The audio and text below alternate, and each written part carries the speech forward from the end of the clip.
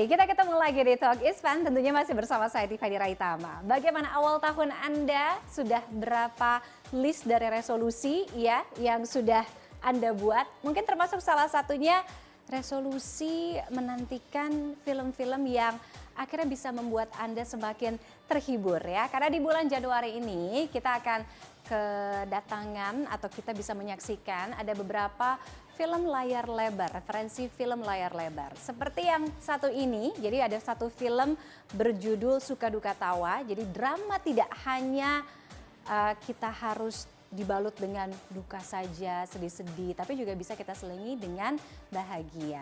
Seperti apa filmnya? Kita intip dulu trailernya berikut ini. Nggak pernah nafkahin gua sama ibu gua. Harusnya dia jadi kepala keluarga ya. Dia ditepungin. Sineas Indonesia kembali berkarya lewat film terbaru bergenre komedi. Bukan sekedar menampilkan kisah jenaka yang biasa, film ini mengangkat sisi lain dari dunia stand up komedi berjudul Suka Duka Tawa. Tawa, izinkan Bapak bantu kamu ya. Film yang diperankan oleh Rahel Amanda, Marissa Anita, dan Teku Rifnu Wikana ini menceritakan kisah seorang komika yang menjadikan luka masa lalunya sebagai materi komedi di atas panggung. Oke. Hampir 20 tahun yang lalu Anda pergi ninggalin saya dan ibu saya. Suka Duka Tawa akan berfokus pada hubungan emosional sang pemeran utama bernama Tawa dan ayahnya yang meninggalkannya saat kecil demi karir komedi. Ternyata kejadian itu meninggalkan luka yang mendalam bagi Tawa dan ibunya. Luka itulah yang kemudian menjadi materi komedi Tawa saat open mic. Sejak kamu sibuk, ibu ngerasa kamu jadi jauh, Wak.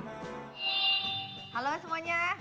Film yang disutradarai oleh Aco Tenri ini juga turut dibintangi beberapa komika seperti Bintang Emon, Arif Brata, hingga Panji Pragiwaksono. Spesialnya, Suka Duka Tawa menjadi debut film panjang pertama bagi Aco Tenri yang sebelumnya terbiasa menyutradarai musik video dan film pendek. Sejak gue umur 6 tahun. Aksi Rahel Amanda sebagai komika bisa Anda saksikan pada 8 Januari 2026. Namanya keset. Oke, jadi langsung aja mari kita bersuka duka tawa bersama Marissa Anita dan juga Aco Tenri. Halo Mas Aco, good to see you. It's Good been to a long see you time. too. Iya. Aku sama dia anak lapangan dulu. Dulu zaman keemasan udah lewat. Iya, 20 tahun yang lalu. Jangan dong. We're in our 40s. Zaman kemasan baru mulai. Kan life starts at 40 ya. There you go. Oke, Suka Duka Tawa. Jadi apa yang Suka Duka Tawa ini apa, Mas Aco? Iya, ini tuh ini film panjang pertamaku. Ini tapi kolaborasi kesekian dengan Mbak Marissa. Iya, journey tentang Tawa, seorang stand up comedian perempuan. Dia sering stand up comedy tapi nggak lucu-lucu gitu. Dia dari kecil tinggal sama ibunya. Mbak Marissa di sini memerankan ibu cantik namanya. Dari kecil dia cuma sama ibu cantik karena dia tinggal sama bapaknya. Gitu. Seiring dia sekarang semakin dewasa, dia tahu sekarang bapaknya tuh udah jadi pelawak terkenal di TV, yang main sketsa gitu. Nah, kemarahannya itu kemarahan terhadap bapaknya dia jadiin materi aib-aibnya bapaknya, ninggalin dia dari kecil, nggak pernah nafkahin dia sama ibunya. Nah, materi itu dijadiin materi stand up dari si Tawa dan itu membuat dia jadi semakin terkenal. Seiring terkenalnya Tawa, bapak di TV di cancel. Gitu. Nah, Kamu ceritain semuanya ya? oh enggak. It's okay. Nah, di situ journey-nya mulai dari situ gitu. Oh, oke. Bagaimana Tawa mulai ngobrol lagi sama bapaknya. Jadi selesai kan dibilang kayak gitu. Nggak pas, emang pas itu. Iya. Oke. Jadi basically ini adalah film komedi. Kita bilangnya komedi aja dulu. Drama komedi. Drama komedi. Oke. Gimana Mar rasanya bermain komedi walaupun dibalut dengan drama tentunya. Tapi ini Oh iya bener ya. apa komedinya Aco itu deadpan. Deadpan tuh maksudnya bukan kayak, kan komedi ada beberapa jenis ya. Ada yang dulu mungkin waktu kita kecil kita tuh sangat familiar dengan slapstick gitu ya. Iya. Yang pukul-pukulan, toyor-toyoran dan sebagainya. Semakin kesini tuh komedi itu juga ya yang toyor-toyoran masih ada, tapi juga ada yang modelnya deadpan. Komedi deadpan tuh paling ini datangnya dari Inggris ya, Dari Cok ya. Inggris, ya. Jadi maksudnya mukanya datar, Tapi sebetulnya situasinya yang membuat itu menjadi sangat-sangat lucu gitu. Jadi ada momen-momen di mana tiba-tiba sutradara saya ini dia orangnya memang spontan ya. Oh, memang aslinya. Jadi yang di naskah apa tiba-tiba kayak oh di set ini kayaknya lucu kalau diginiin. Dia muncullah senario-senario spontan yang meletakkan gue di kondisi di mana gue harus nahan ketawa. Nahan ketawa, and that was really hard, but thank you, it's amazing. Gimana rasanya nahan ketawa? Susah lah, Iya karena kan? muka gue harus datar. Tapi Iya. situasinya lucu banget, nanti kamu pasti tahu yang mana. First debut pertama kan? Iya, film Oke. pertamaku. Kenapa komedi? Kamu Ya, lucu ya, Mas? Aduh, itu dia. Aku juga nggak tahu lagi. Kayaknya ya sering menghadapi banyak masalah, menutupnya dengan bercanda gitu dan ya aku juga ini filmnya banyak bercerita tentang stand up comedian gitu, cerita dunia stand up comedy karena aku juga ngikutin stand up banget gitu dan kenal dengan banyak stand up comedian jadi mengetahui kayak oh banyak banget ya luka-luka dukanya mereka yang mereka balut jadi komedi dan menurutku mempelajari luka kita lewat komedi itu salah satu hal yang paling cukup menyenangkan buatku gitu. Prosesku juga seperti itu karena lewat komedi bukannya menggampangkan sebuah masalah tapi kita jadi bisa duduk bersama masalahnya tanpa ego, jadi bisa lebih subjektif dan lebih tenang menghadapinya gitu. Oke. Aco banget lah film ini pokoknya. Aco banget. Iya beneran, karena kalau misalnya kita lihat Aco ya, Aco tuh temennya banyak banget. Dan dia itu nggak pernah kelihatan sedih di depan teman-temannya. Nangisnya di kamar sendiri. Iya, nangis. Kalau sendirian ya. Iya gitu, atau misalnya lagi ada momen yang menyentuh di scene-nya terus dia bisa nangis sendiri, aduh. Tapi aduh-aduhnya pun tuh tetap dia bawa ketawa gitu loh. Jadi ini adalah film komedi memang, tapi seperti Aco, ini cara aku ngeliat kamu yaCo. Ada kedalaman di situ. Itulah yang menjadi aspek drama dari film Suka Duka Tawa ini. Kita akan diajak ketawa sampai sakit perut, iya. Dan kita juga akan diajak untuk Sedih gitu. ya. Itu makanya kan ada kalau tawa temennya suka oke, gitu ya relate. Tapi kalau duka gitu ada di dalam film ini gitu. Gimana Mar membalut itu kan kayak kontradiktif ya. Tapi Aco can do it. Aco tuh bisa banget gitu, karena emang dia begitu. Jadi cara dia meramu, cara dia bercerita, itu tuh bisa kayak, gila ini film nih Aco banget sih. Dan juga ya, kalau kita bicara mengenai suka, duka, tawa, itulah sebenarnya kehidupan. Yes. Kadang-kadang manusia itu suka berpikir bahwa, oh kalau misalnya gue suka, gue happy, ya nggak boleh ada duka di situ. Nggak boleh, makanya banyak orang delulu, banyak orang in denial gitu kan. Padahal sebenarnya kalau misalnya kita menerima bahwa dalam hidup itu akan selalu ada suka dan akan selalu ada duka dan akan ada tawa dan ada tangis. Dan itu semualah kalau misalnya kita gabungkan itu membentuk hidup yang sesungguhnya tuh di situ. Jadi film ini juga filosofis sekali Bapak. Kita sih ini berarti bercanda-bercanda aja. Kita sebetulnya tuh bicara-bicara aja. Itu pengalaman pribadi Pak. Ya kurang lebih. Oke, unik ya pemilihan nama atau karakternya. Ibu cantik, Bapak keset, tawa, iya kan? Nggak mau cari nama. Sebenarnya itu kayak apa nickname gitu, kayak nama aslinya sebenarnya ada Ibu Indah, Pak Keset tuh Pak Hasan. Cuma kan karena ya Tawa ngerasa ibuku tuh ibu paling cantik gitu, jadi kayak dia manggil ibu cantik. Pak Keset pun karena dia ngelawak di TV dia butuh nama panggung gitu, makanya jadi akhirnya Pak Hasan ini dia memilih Keset gitu karena dia biasanya jadi Keset gitu kalau kita lagi ngejokes gitu. Menulis film ini tuh udah tahu kalau ini tuh bakal drama gitu sebenarnya. Jadi walaupun memang dari awal desain karakternya memang stand up comedian, aku tahu ini harus diperankan oleh aktor yang memang punya kedalaman layer-layer acting.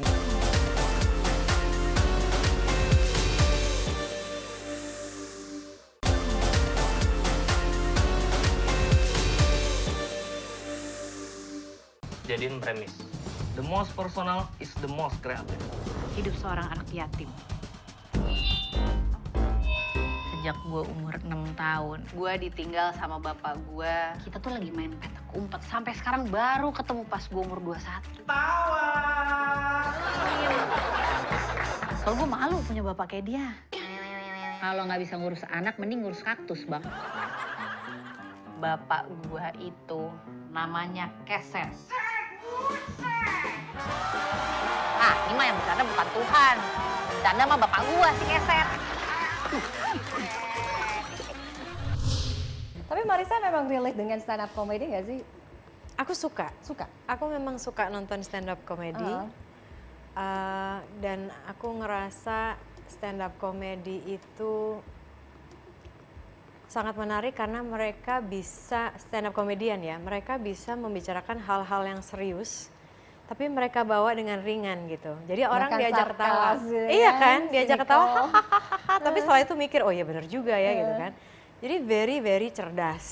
Nah, komedian itu sangat cerdas. Dan seperti tadi Aco bilang, banyak sekali komedian itu sebenarnya yang hidupnya tuh banyak pahitnya. Tapi ya itulah yang membuat mereka spesial dan brilian ya. Mereka bisa mengubah kepahitan yang mereka lewati dalam hidup tuh dibikin kayak kayak ngetawain diri sendiri, tapi juga bikin orang mikir gitu kan. Berkontribusi sangat baik terhadap orang yang mendengarkan juga. Kalian pernah nyoba nggak? Enggak lah. Oh ya. Itu Iya. Rachel Amanda Kebetulan yang main. karakternya Bu Cantik kan memang tidak stand up. Iya, Tapi kan anak. suami dan istrinya cerita di sini, suami dan anaknya. Tawa tuh diperankan Rachel Amanda, dia belajar stand up, dia open mic juga beberapa kali. Mas Rifno Wikana juga yang memerankan Pak Keset juga, dia juga open mic beberapa kali gitu. Bahkan Amanda sampai hari ini jadinya beneran ikut kelas Oh iya? stand up.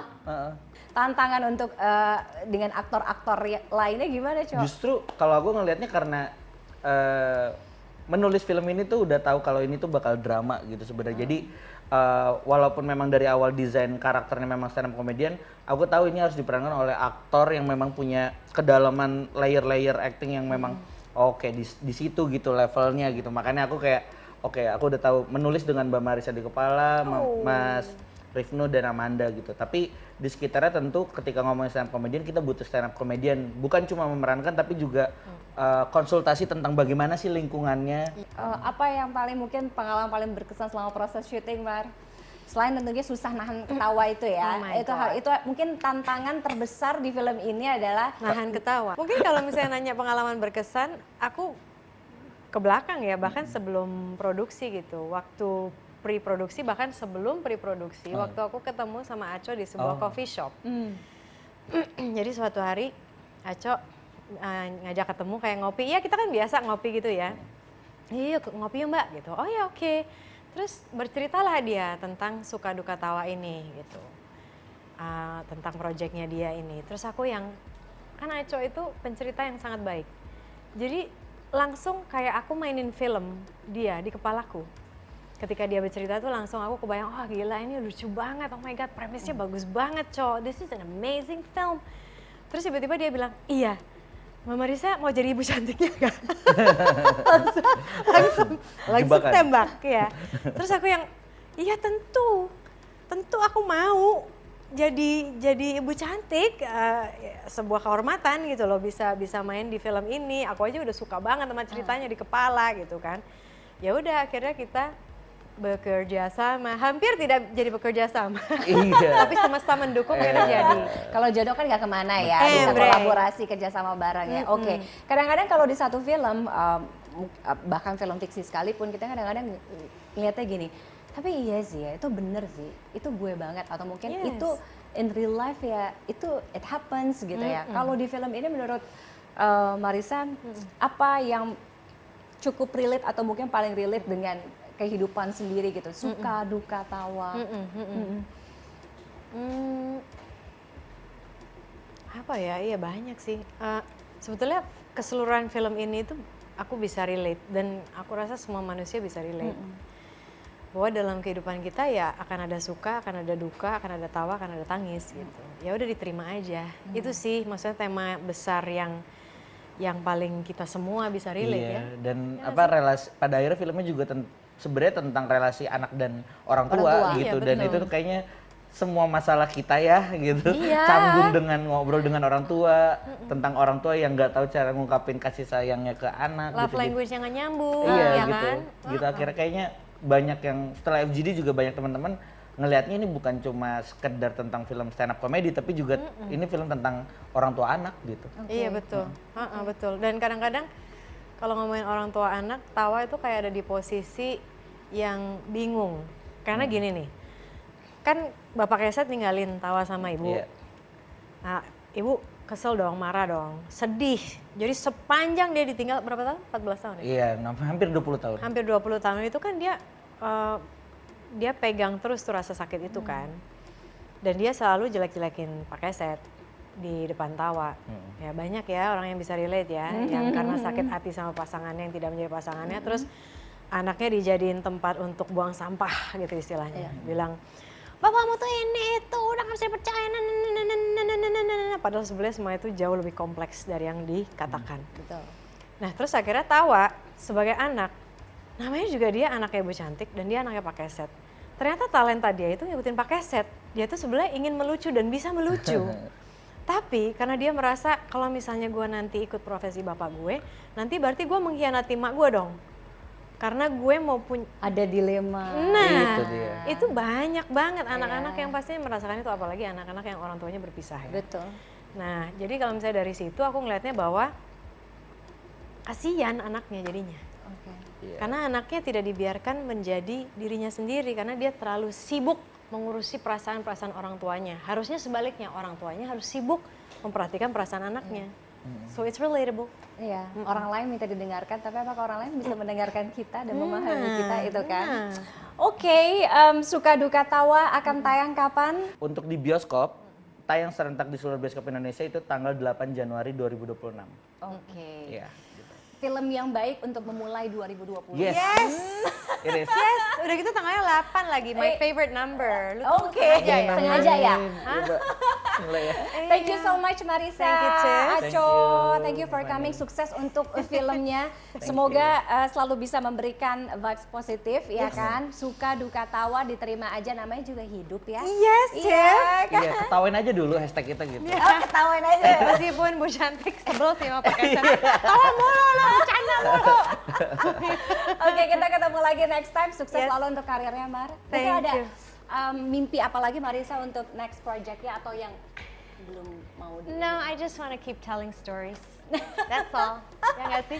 Thank you so much. Aco, sukses ya. Ya, thank you. Oke, usai jeda Talk It's Fun masih akan kembali, tetaplah bersama kami. Banyak banget jam-jam dan waktu-waktu yang terlewat di mana aku mestinya kan pengennya kan make the most of my time as a parent untuk bonding kan. Betul. Dan itu semua tercuri sama screen time.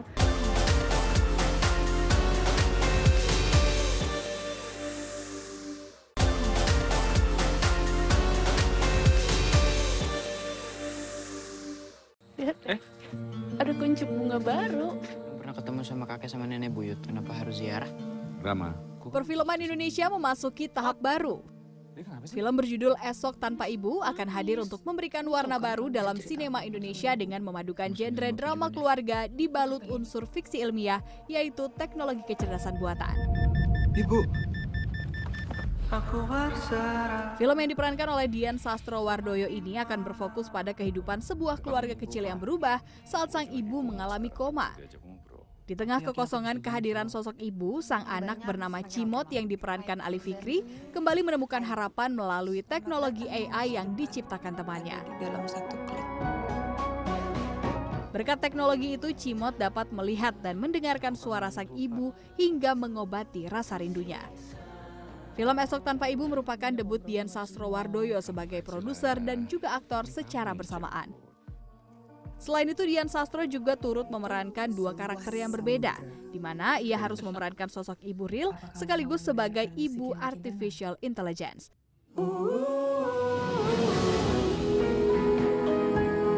Film yang digarap oleh sutradara asal Malaysia Ho Widing ini turut dibintangi oleh Ringo Agus sebagai ayah dan Aisyah Nuradatau sebagai teman Cimot. Film ini sebelumnya telah tayang perdana pada ajang JAV 2025 lalu dan akan resmi rilis di bioskop pada 22 Januari 2026. Ya, film Esok Tanpa Ibu boleh dibilang menjadi tontonan yang paling emosional dan juga relevan membuka awal tahun 2026.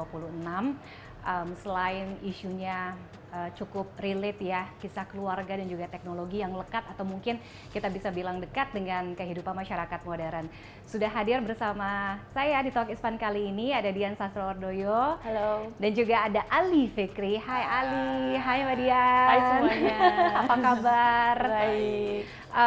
Aku baru nonton trailernya aja, tapi buat aku ya karena aku juga ibu ya, sangat menyentuh, sangat emosional. Pasti juga seorang Dian Sastro yang memerankan tokoh ibu dari 2 anak. Dan film ini begitu personal dengan Mbak Dian. Iya nggak sih? Kenapa?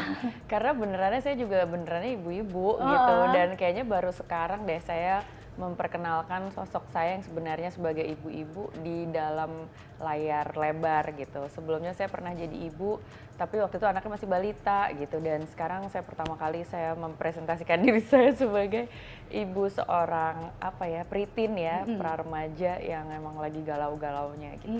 Soalnya si umurnya karakter anak aku si Cimot atau yang diperankan oleh Ali Fikri di sini tuh mirip banget sama anak aku yang sebenarnya.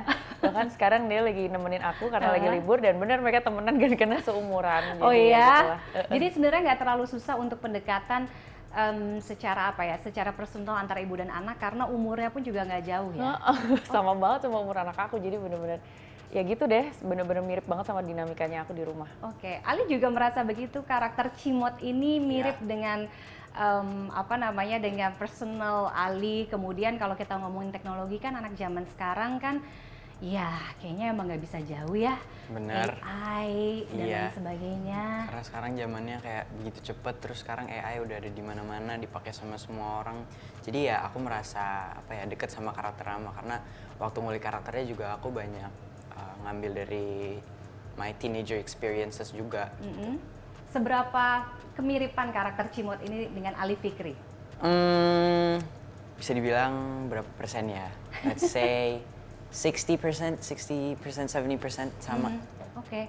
Dan di sini kan dengan ibu yang diperankan oleh Dian dalam keadaan sakit, kemudian koma, kemudian perannya digantikan oleh kecerdasan buatan ya. Betul. Dengan AI, Aibu ya, bilangnya ya. Oke. Gimana akhirnya itu bisa emosinya dapat sekali di situ?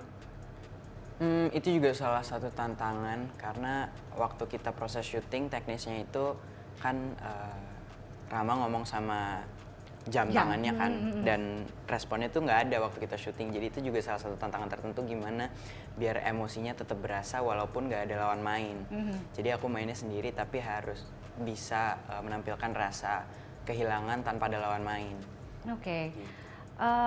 Menarik, ada sosok ibu yang asli gitu ya secara fisik, kemudian aku bilangnya mungkin di beberapa stage atau perkembangan gitu ya, tahapan di film ini. Bagaimana kemudian menghadirkan sosok-sosok ini, Aibu dan juga ibu asli Cimot?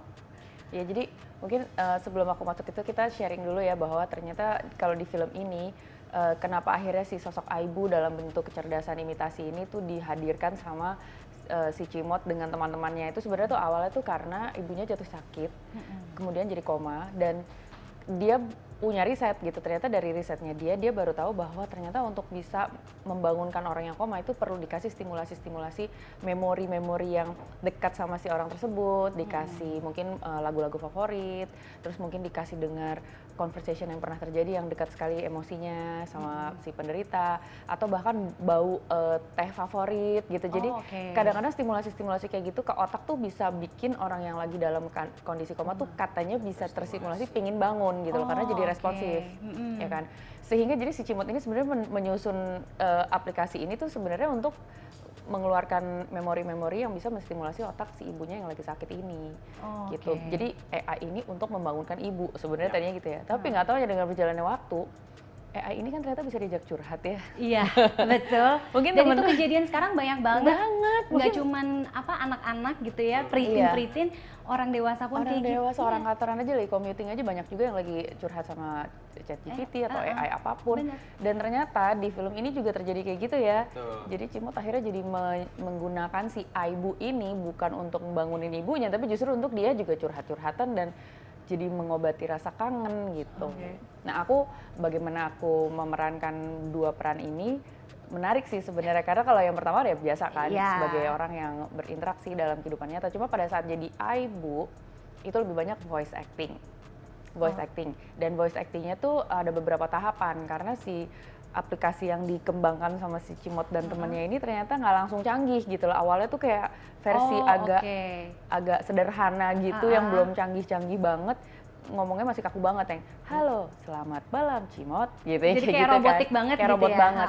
Nah terus habis itu tiba-tiba dicanggihin lagi, ada upgrade gitu kan, jadi iBu 2.0 gitu. Udah ada pengembangan upgrade, itu dia udah mulai mirip seperti AI yang ada di handphone kita sekarang. Iya. Kayak misalnya yang halo selamat malam gitu loh, apakah kamu mau mendengarkan sebuah musik gitu kayak gitu kan. Jadi nah, lebih terus ada feel-nya lah lebih ya. ada feel-nya. Dan ternyata dia di-upgrade lagi di ujung film yang nanti mungkin baru akan teman-teman bisa lihat kalau nonton filmnya full ya. Dan itu akan lebih canggih lagi dan lebih mirip lagi seperti manusia. Jadi itu aja actingnya juga ada tahapannya sih, itu menarik juga sih. Iya sih, karena kan kalau ibu aslinya kan sosok nyata, karakter nyata itu kan. Sebenarnya kalau AI itu kan aku mungkin bisa bilang kayak heartless kan, ya tidak ada emosi di sana gitu. Itu mungkin jadi tantangan baru di dunia peran ini ya Dian. Iya. Jadi dia mau mencoba mengimitasi interaksi yang lebih care, tapi padahal itu tidak berangkat dari emosi real gitu loh. Itu dia berangkat dari pola aja kan.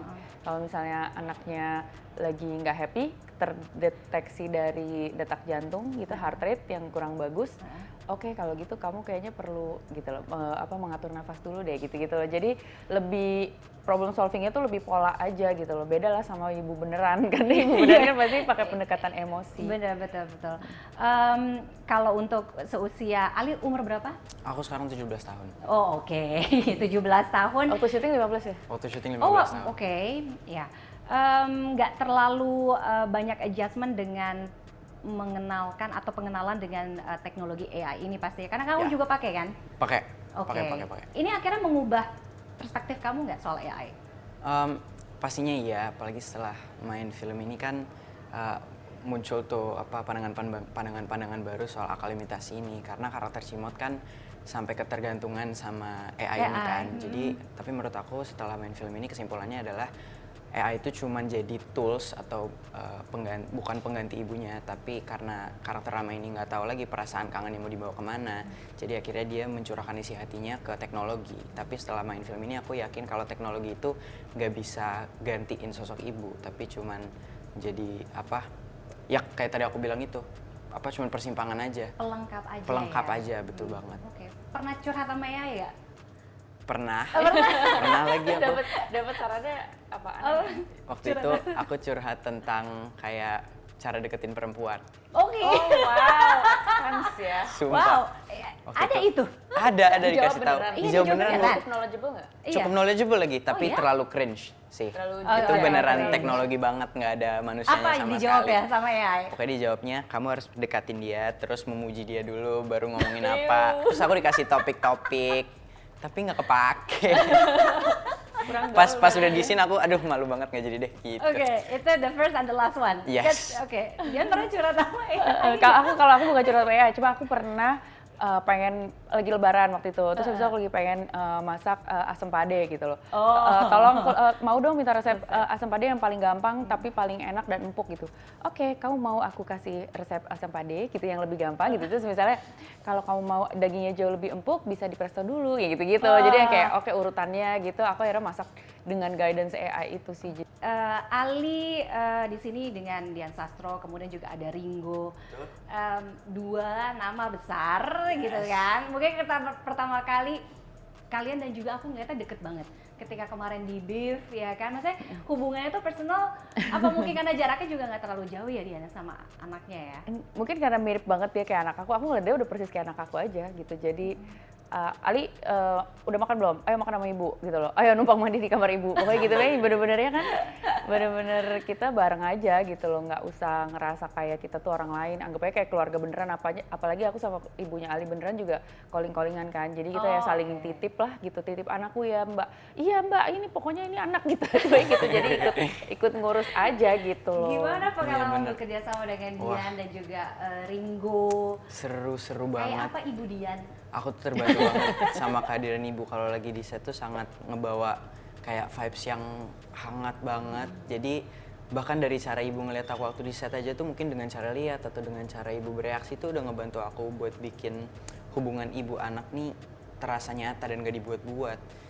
Jadi sangat terbantu aku sama ibu. Dan ibu tuh sering kayak kalau aku lagi bingung tuh aku sering telepon ibu kayak, Bu gimana ya nih aku bingung nih untuk sini nih harus aku apain ya sini. Terus ibu tuh banyak banget ngasih aku tips tentang gimana cara natural di set, gimana manage stamina aku biar nanti kalau ada scene berat kamu kasihnya segini aja. Jadi nanti kamu harus bisa memanage emosi kamu. Pokoknya banyak deh tips-tips dari ibu. Aku boleh tambahin nggak mumpung di sini nih. Jadi ini kan pertama kali sebenarnya kita punya kesempatan untuk lihat Ali Fikri menjadi peran utama. Berarti tandanya adalah dia punya stamina dan kemampuan untuk memikul beban cerita dari awal film sampai akhir. Itu tuh biasanya yang membedakan ada alasannya kenapa peran utama tuh selalu dihargai sekali dan selalu diberikan apresiasi besar sekali karena emang dedikasi yang kita harus curahin buat sebuah project sebagai peran utama sama peran pendukung tuh beda banget bobot energinya, komitmennya. Nah Ali dengan umur semuda ini aku sama Ringo tuh kayak sampai bro oh dia serius banget ya, oke gue zamannya seumur dia belum sefokus ini. He has a level of focus yang sangat-sangat kita berdua aja yang lebih gede-gede ini respect banget dan bangga banget gitu loh. Karena fokus itu tandanya disiplin, dia punya kedisiplinan yang sangat tinggi untuk menjaga stamina dan intensitas emosi di setiap scene. Aku dulu seumur dia tuh belum mulai acting. Aku waktu itu mulai acting tuh umur 18-19 and I didn't have that kind of commitment. Aku tuh dulu kayak masih duduk kayak kirain syuting tuh main-main. Abis ini scene apa belum baca skrip, abis ini tuh kayak belum nyiapin emosi. Kalau dia udah siap semuanya rapi, so he really understands his craftsmanship sebagai seorang aktor dan dia sangat disiplin sekali untuk mengusung itu dan menurut aku itu level tanggung jawab yang sangat perlu kita apresiasi bersama ya. Anak seumur itu, I'm so proud of you. I cannot imagine nanti kamu seumur kita nanti akan berkembangnya jadi aktor seperti apa lagi soalnya sekarang aja udah kayak 17 gitu. 17 tahun, ya 15 tahun ya waktu itu ya. 15 tahun itu. waktu itu ngebayang 15 tahun lagi ya kamu akan sebesar apa. Aku punya sih komitmen seperti dia, cuma mungkin nggak pada saat aku 15 tahun, mungkin pada saat aku umur 30 something tahun gitu. Atau mungkin udah 20, udah berapa kali judul film gitu ya. 20-an aja aku kayak belum segitunya. Dia bener-bener fokus, nggak main-main, bener-bener he really dedicate himself for the character. Dan nanti hasilnya bisa kita lihat sendiri sih di film. So aku lihat trailernya aja gila sih ini. Jadi ini nggak sih Li kayak apa ya?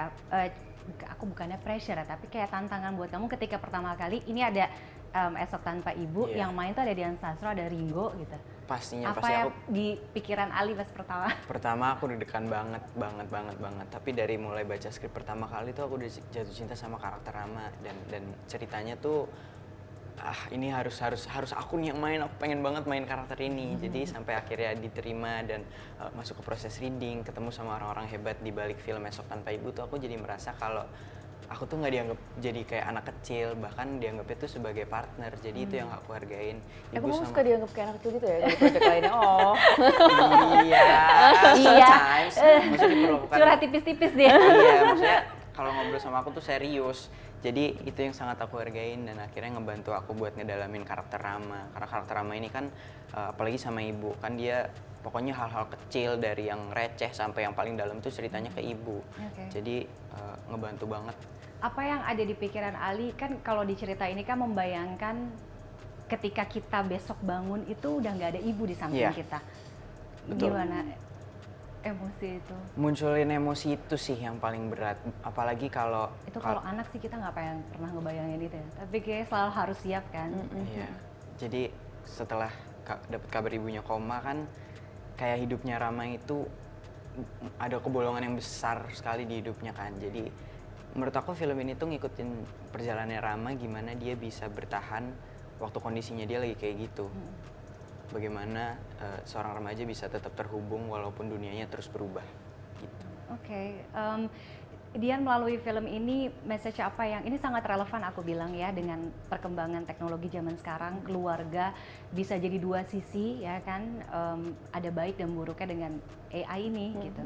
Aku tuh sebenarnya seneng banget dapet skrip ini dan bersyukur banget, berterima kasih banget sama Gina Esnur dan Diva Aprecia yang keluarin ide ini in the first place gitu, karena gila ya, thank you banget, gue sebagai ibu-ibu relate banget lagi. I mean like akhirnya film mengajak kita berdiskusi soal pentingnya kedekatan hubungan antar manusia di dalam unit keluarga yang terkecil dengan kehadiran teknologi di zaman yang seperti dewasa ini. Soalnya kita tuh, aku sih ngerasain banget sejak adanya screen time, sejak adanya gadget, gawai, kita tuh jadi hubungannya tuh jadi sangat lebih berjarak karena kita ada di ruangan yang sama tapi kita nggak berinteraksi karena everybody's with the Lihat screen. layar.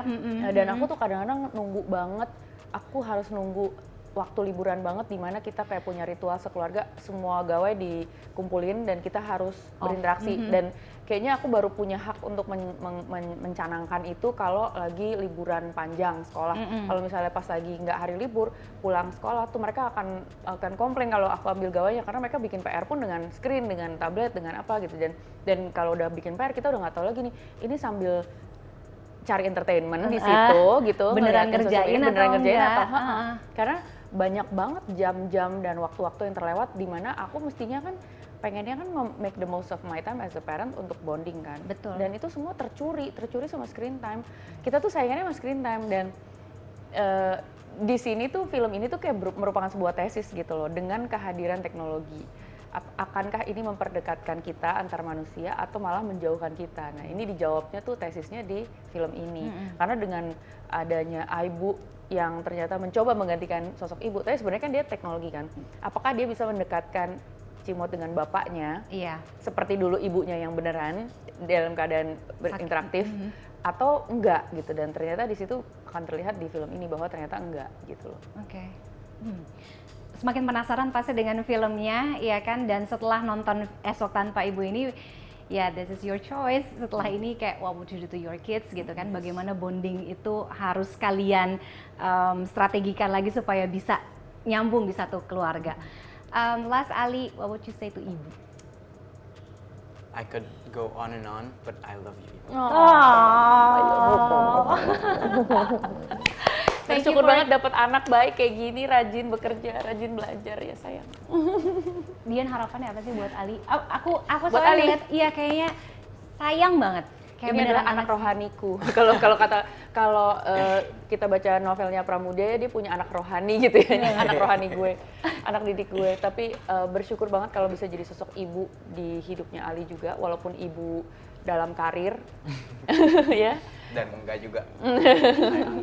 Tapi bersyukur banget punya anak yang punya komitmen besar, punya rasa disiplin yang besar buat keaktoran. Kepingin selalu melihat Ali berkembang dan berkembang lagi, belajar terus, and I will always support you and give you guidance every time you need. Karena aku tahu kalau di dunia karir seperti itu kan you need a lot of guidance, karena waktu aku growing up dulu aku nggak punya tuh mentor ataupun sosok orang tua yang selalu kasih perlindungan dan ruang aman untuk bisa berkembang. I hope I can give you that because I think you deserve it. Kamu anak baik, Nak. Kamu harus berkembang jadi anak baik dan makin jago lagi. Ya. I love you both. Terima kasih Dian, juga Ali sudah you dari so Talk much. is Funny. Nggak sabar nonton filmnya 2 Januari 2026. Pastikan ini sangat worth to watch pastinya ya untuk Anda dan juga pastinya untuk anak-anak. Terima kasih, sukses sekali lagi untuk film ya. Terima kasih. Dan saya Jeda Talk is Famasi akan kembali, tetaplah bersama kami. Kenapa judulnya Malam 3 Yasinan itu sebenarnya dari mimpi sutradaranya si Yani gitu kan. Jadi dia mimpi dia datang ke sebuah tahlilan Yasinan. Ini mimpi dia bener. Mimpi dia benar. Okay. Ada satu perempuan di pojokan yang nggak ikut doa gitu.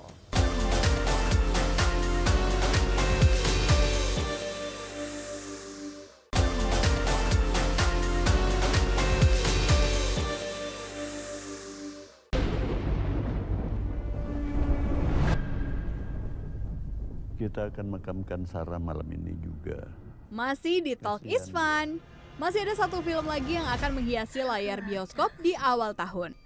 Mengusung genre horor, film ini tidak hanya menampilkan adegan menyeramkan, namun juga akan menghadirkan nuansa film horor klasik.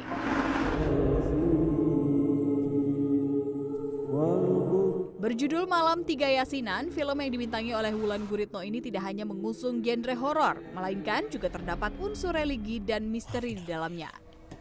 Semua akan baik-baik aja.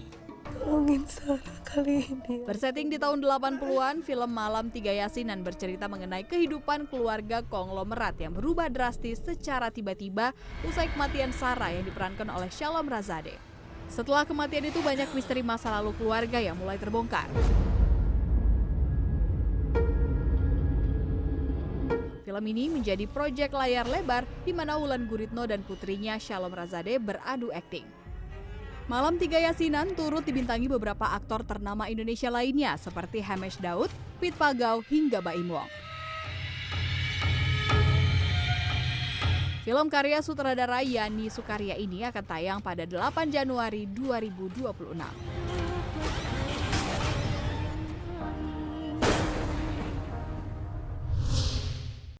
Oke, kalau ngomongin soal film horor itu kan bukan hanya berangkat dari sosok-sosok hantunya, tapi mungkin kengerian atau ketakutan itu juga bisa datang dari rasa bersalah dan juga dosa.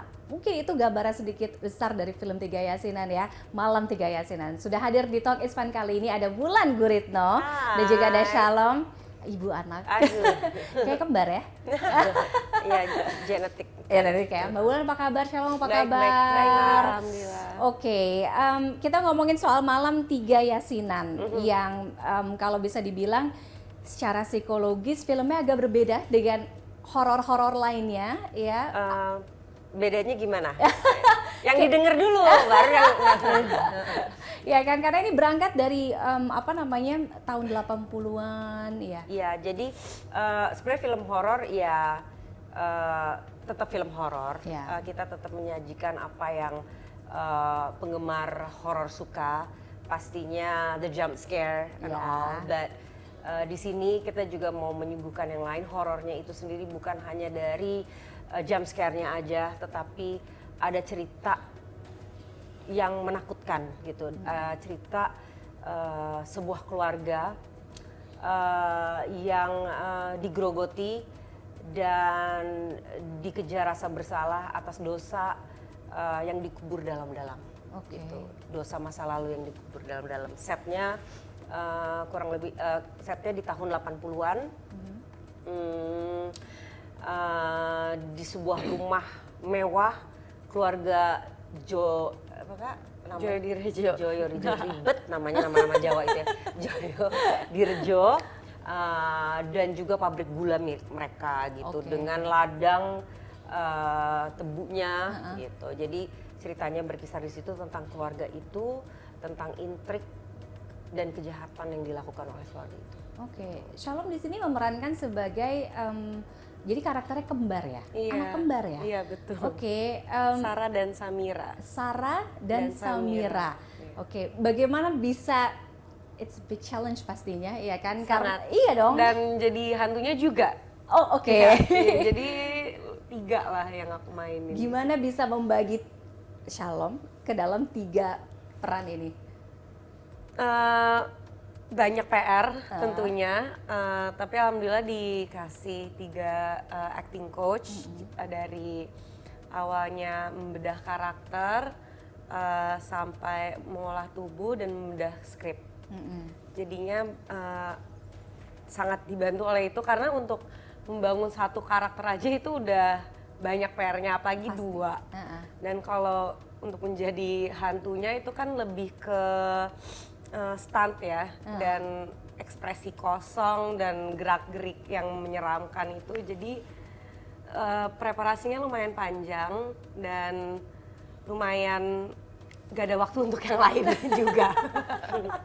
Jadi gimana mengeksplor 2 karakter anak kembar ini gimana? Karena kita kan selalu tahu misalnya anak kembar ada yang identik apa segala macam. Nah 2 karakter ini untuk mereka karakteristiknya sangat berbeda. Yang satu lebih lovable, lebih menurut orang tua, yang satu lebih rebel, punya POV dia sendiri, punya apa ya, makanya dia nggak tinggal di rumah itu.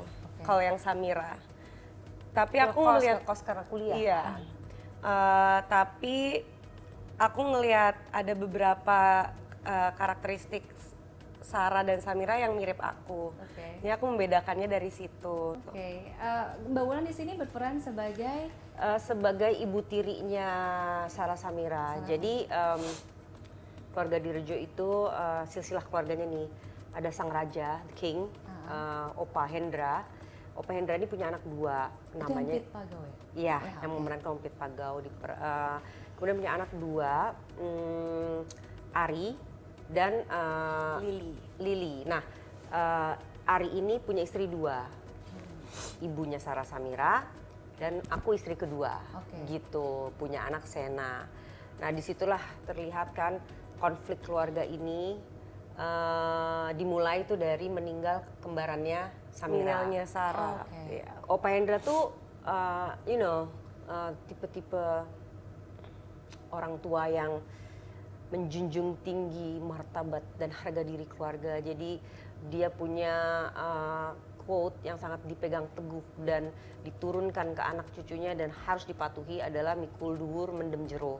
Jadi menutup aib serapat-rapatnya untuk menjunjung tinggi martabat keluarga. Kurang lebih seperti itu. Menarik ya, dengan judul Malam 3 Yasinan.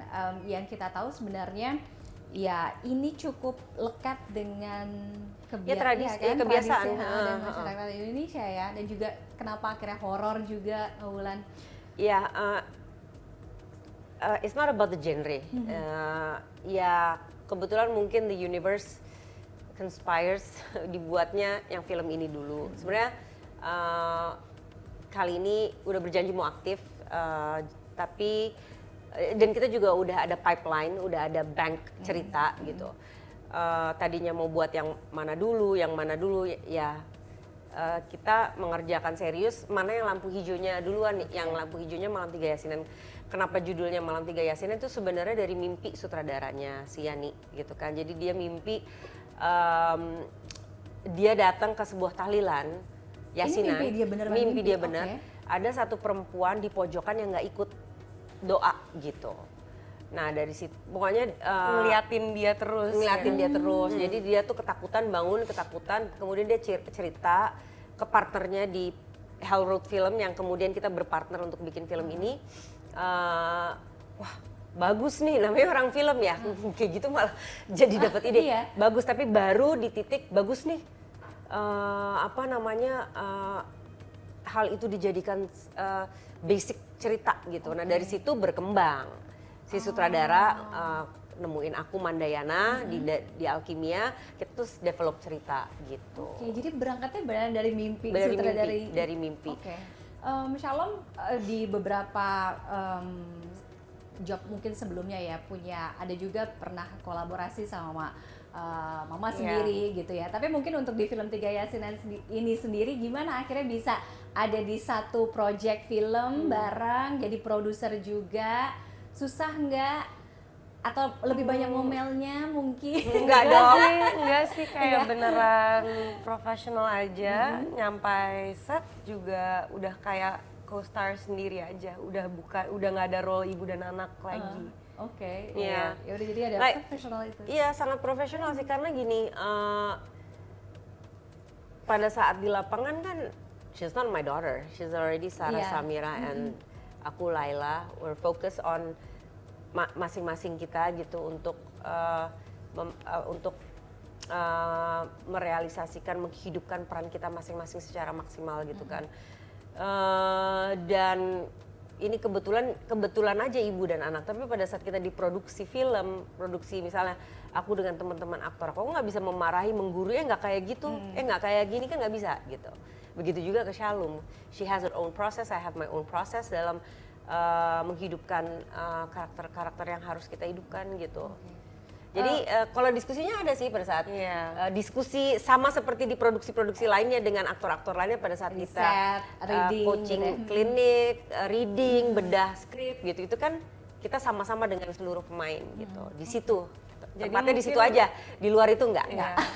Jadi mungkin karena itu aku juga nggak ada beban yang lebih.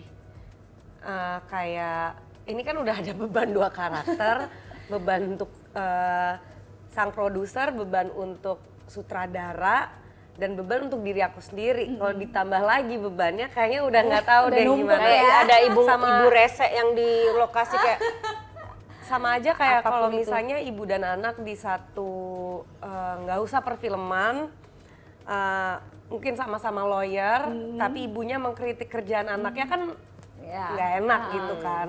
Kalau ngomongin soal film horor menarik, yang Shalom mungkin dalam perjalanan pembuatan proses produksi dari Malam Tiga Yasinan ini, apa hal yang paling menarik yang pernah kamu temuin? Asalnya penakut nggak sih? Aku? Enggak sih, Oh enggak? alhamdulillah enggak. Oh enggak? Hal yang menarik apa ya? Mungkin banyak skill yang aku harus pelajarin ya. Kalau Samira dia bisa naik motor kopling. Maksudnya aku belajar itu. Iya.